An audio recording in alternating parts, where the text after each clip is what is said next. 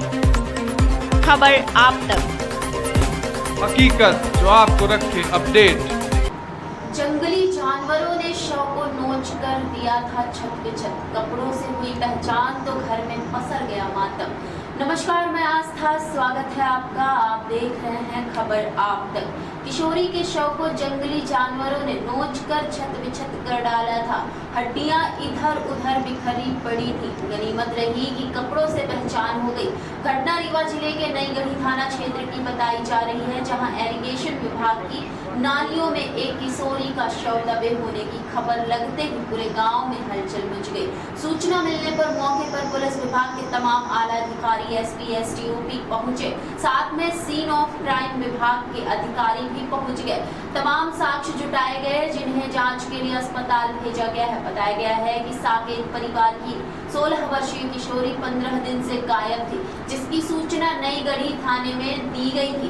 गुरुवार की सुबह ग्रामीणों को दुर्गंध आने का आभास हो रहा था। इसका पता लगाने पहुंचे तो उनके होश ही उड़ गए।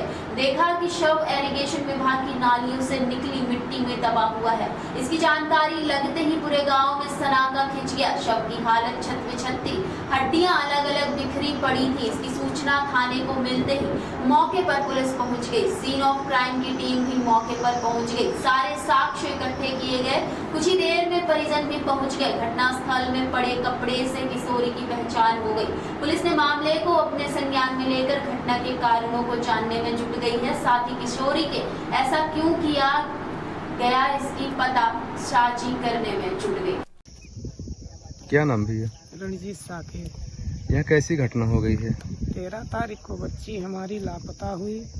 हम इलाहाबाद में रहे, हमको खबर मिली, हम वहाँ से यहाँ आए और जब हमारे घर वाले बताए कि सुबह बच्ची करीबन 3-4 के बीच में गायब है, इधर उधर उनकी मम्मी ढूंढी, पता नहीं चला। फिर हम आए तो पहले पूरी रिश्तेदारी में हर जगह ढूंढे, कोई सुराग नहीं मिला।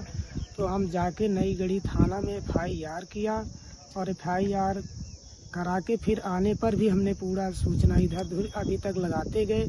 आज जैसे सुबह सो रहे थे, हमारे बगल के गुलाब जायसवाल इधर लेटिन करने आए थे तो बताए, विनोद कुमार साकेत भी थे, उन्होंने बताया कि एक हड्डी पड़ी हुई है। तो हमने जगा और जग करके यहाँ आया तो देखा तो हड्डी वास्तव में मनुष्य की थी। फिर उसको उधर उधर हम ढूंढने लगे, कुछ दूर तक और आए, देखे तो वहाँ पे पत्ती और मेरे बच्ची का कपड़ा, माने पूरा कपड़ा फटा चिथड़ा पिछला पड़ा हुआ मिला हमको। कितनी उम्र रही होगी बच्ची की? बच्ची की 16 साल थी। अच्छा, तो इसके बीच में कुछ शंकाएं भी हो रही है, पुलिस के द्वारा कुछ खुलासा भी किया गया। अच्छा, शंकाएं हमें हो रही थी उस समय, जिसको शंकाएं हो रही थी तो हमने उनको पुलिस ले जाके अरेस्ट करवाया और पूछताछ चालू हुई। 2 बयान बताया कि हम ऐसा नहीं किए हैं और बोला कि फला व्यक्ति सरोज साकेत उसकी बहन है, वो भी जानती है अच्छी तरह के, और मेरे उनके परिवार यहीं बगल में है। वो भी बयान बता रही थी कि परिवार को हमारे मत फंसाना, दूसरा कोई चौरसिया जो है लेके गया। और वहाँ इलाहाबाद भी मैं गया, इलाहाबाद पूरी जासूसी लिया हर तरह से, लेकिन वो लड़का साक्ष्य हमको मिला। वहाँ चौकी में लाके बुलवाया गया, उस लड़के को देखा, उसका कमरा हमने देखा, हर एक चीज देखा, लेकिन हमको उसको शंका नहीं थी। ये बच्ची की माता जी हैं साथ में, ये कब की घटना है? 13 तारीख। अच्छा, ये जब घटना हुई तो कुछ अंदेशा था आपको कि कौन ऐसी घटना घटित कर सकता है?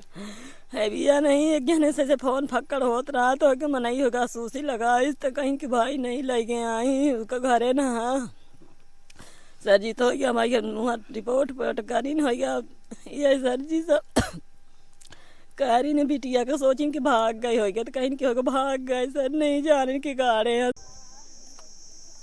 सर, मौके पर आए हुए हैं घटना स्थल पर, आप एक नरकंकाल जैसा देखा गया नाली में, क्या कहना है पूरे मामले पर? इस मामले के संबंध में जो सूचना भी प्राप्त हुई, इसमें दिनांक 13/5/24 को ये अब कंचन साकेत पिता रंजीत साकेत, इसके पिता की रिपोर्ट पर 363 का अपराध पंजीबद्ध किया गया था और अभी हमारे द्वारा घटनास्थल का निरीक्षण किया जा रहा है।